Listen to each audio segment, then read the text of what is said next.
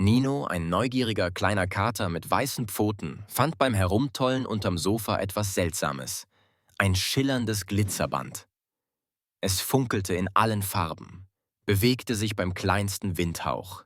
Einfach magisch. Nino stupste es vorsichtig an. Das Band schlängelte sich wie eine Schlange davon. Nino hinterher. Über Teppiche, unter Stühle, sogar quer durchs Wohnzimmer. Plötzlich, zack, verhedderte sich das Band um seinen Schwanz.